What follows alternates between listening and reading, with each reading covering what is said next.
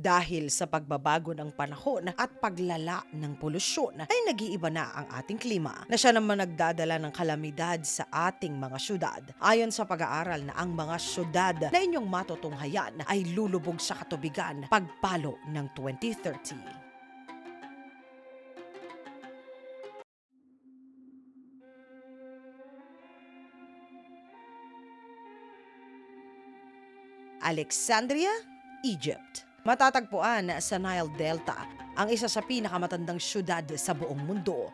Ito ay nakaambana na lumubog.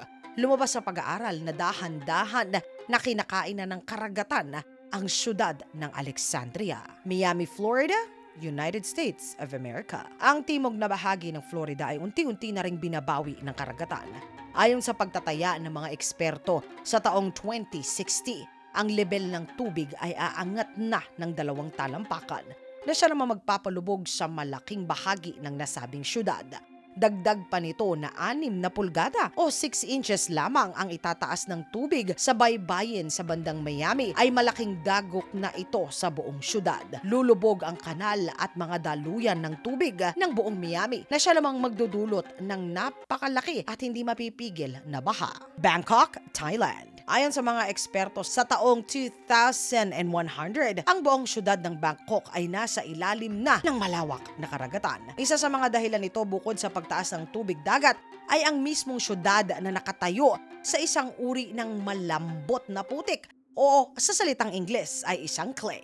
Sa panahong ito, 3 talampakan na ang itataas ng tubig na siya namang magpapalubog sa napakalaking bahagi ng syudad ng Bangkok. Lagos, Nigeria. Dati lang mababa ang baybaying ito.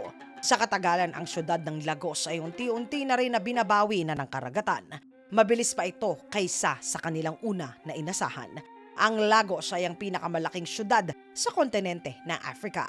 Ayon sa pag-aaral, 9 na talampakan ang itataas ng tubig dagat na siya namang lalamon sa buong syudad. New Orleans, Louisiana, United States of America. Nakalubog na ang malaking bahagi ng estadong ito sa 15 talampakan na lalim ng katubigan. Lumabas sa masusing pag-aanalisa na taon-taon 2 pulgada o 2 inches pa ang itinataas ng tubig dagat. Hindi rin nakatutulong na ang buong syudad ay nakatayo sa Ilog Delta. Kaya naman isang estado ito sa palagiang binabaha na siya namang magiging dagdag pa sa dahilan ng tuluyang paglubog nito sa katubigan. Venice, Italy. Ang syudad na ito ay lumubog na ng halos 1 pulgada o 1 inches taon-taon. Dahan-dahan na ring nasisira ang natural na harang ng syudad laban sa matinding puwersa ng katubigan. Kaya naman hindi na bago sa syudad na ito ay madalas na pinapasok ng baha. Kaya naman puspusan na kanilang pinamahalaan upang matapos ang proyekto na tinawag nila na ang MUSE. Ito ay upang isalba ang syudad. Ang proyektong ito ay nagsisilbing malaking daanan ng baha na siya naman ding natapos ng taong 2021. Ang Kolkata, India. Isa ang syudad na ito sa mayroong pinakamalaking populasyon sa buong mundo. Kasabay ng bilis ng paglobo ng populasyon ay siya namang paglubog ng syudad sa ilalim ng karagatan.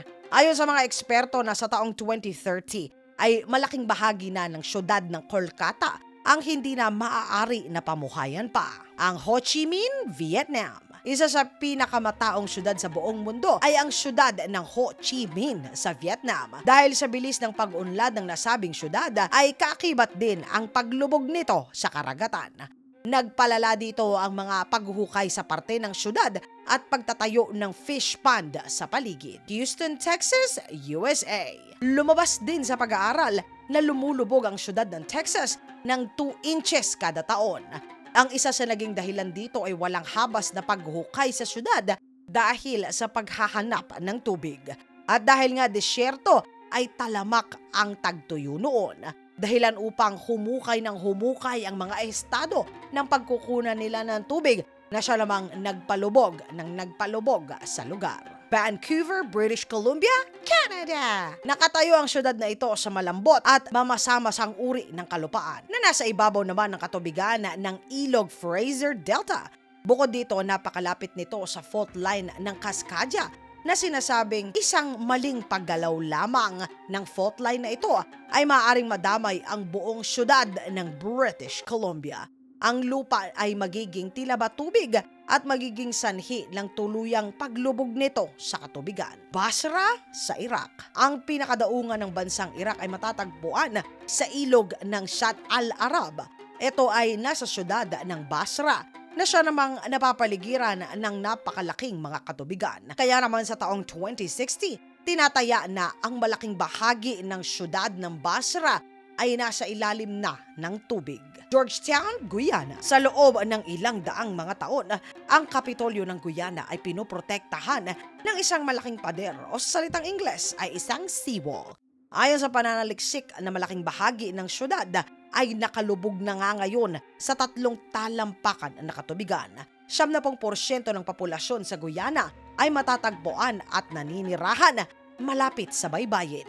Lumabas sa pag-aaral na mas nagiging mabilis pa ang pagkasira ng seawall nila kaysa sa kanilang una na inasahan. Kaya naman isa sa mga syudad ay ang Georgetown sa mga listahan ng mawawala na sa hinaharap. Ang Tokyo, Japan. Hindi na bago sa pandinig na ang bansang Japan ay napapaligiran hindi lamang ng napakalawak na karagatan, kundi ang mga sandamakmak na mga aktibo na mga bulkan.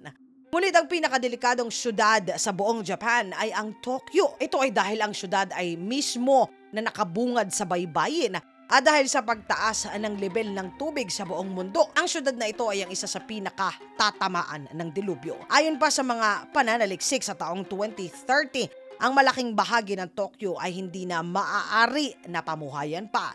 Ito ay dahil binawi na ito ng kalikasan at nakalubog na sa malalim na karagatan. Mga katinagalag ko, sabi nila isa daw po ang Maynila sa lulubog pagdating ng tamang panahon. Ngunit hindi po nakasama ang Maynila sa inilabas na listahan ng National Geographic dito sa bansang Amerika. Pero ito po ay aking sasaliksikin. Sa ngayon, ito po muna ang mga syudad sa buong mundo na sinasabi nila na talagang meron ng mga tanim. Mga katinagalog ko, alin po sa mga syudad na yan ang ikinagulat nyo? Isulat po ang inyong salobin sa comment section pa rin sa ilalim upang sama-sama po na ito ay ating basahin. Ang may pinaka makabuluhang sagot po ay mananalo pa rin ng 100 Gcash load. Mga katinagalog ko, maraming salamat po sa pagsama ninyo sa isa na namang segment natin sa araw na ito.